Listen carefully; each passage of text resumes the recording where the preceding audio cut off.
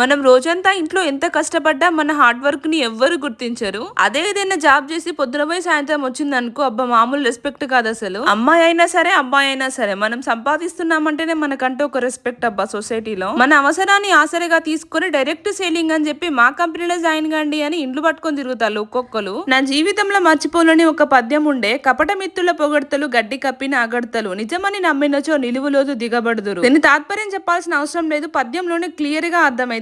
ఏ రోజు కూడా మన అవసరాన్ని బట్టి అవతలోడు మాట్లాడే మాటలను అస్సలు నమ్మొద్దు. పొరపాటున డైరెక్ట్ సెల్లింగ్ అనే ఊబిలో దిగినాం అనుకోండి, తేలడం చాలా కష్టం. పైగా నెగటివిటీ వస్తుంది ఫ్యామిలీ పరంగా. దీంట్లో ఎట్లా అంటే మొత్తం చైన్ సిస్టమ్ ఉంటది. నువ్వు నన్ను జాయిన్ చేపిస్తే నేను ఇంకొకరిని, వాడి ఇంకొకరిని, ఇంకో గిట్లు ఉంటది. ఇలా ఒకరిని ముంచి మనం బాగుపడడం అనేది కరెక్ట్ కాదు అసలు. మళ్ళీ ఒక మనిషికి ఆశలు ఎట్లా చూపిస్తారు తెలుసా వీళ్ళు. పలానా రోజు కాగితాలు ఏరుకునేదాన్ని, ఈ రోజు బంగ్లా కట్టిన, కార్లా తిరుగుతానా అని గొప్పలుగా మాట్లాడతారు. వీళ్ళ మోటివేషన్ మామూలుగా ఉండదు. మళ్ళీ అసలు జనాలు ఎటువైపు వెళ్తున్నారో, ఏం ఆలోచిస్తున్నారు నాకైతే కొంచెం కూడా అర్థమైతే. నా ఫోన్ లో వాట్సాప్ స్టేటస్ ఓపెన్ చేస్తే చాలు, సగం కాంటాక్ట్ నెంబర్స్ డైరెక్ట్ సేలింగ్ గురించి స్టేటస్లు పెడుతున్నారు. నిజానికి నేను ఒక మాట చెప్తా జెన్యూన్ గా, ఒక ఎకరం పొలం మునాముగా తీసుకొని మొక్కజొన్న వేసుకుని పండించుకుంటూ బెటర్ అబ్బా. మీరేమంటారో తప్పకుండా కామెంట్ చేయండి. అన్నట్టు మీరు మాత్రం ఈ ఊబిలోకి అస్సలు దిగకండి. ఉంటా మరి, నెక్స్ట్ వీడియోలో కలుద్దాం. బాయ్.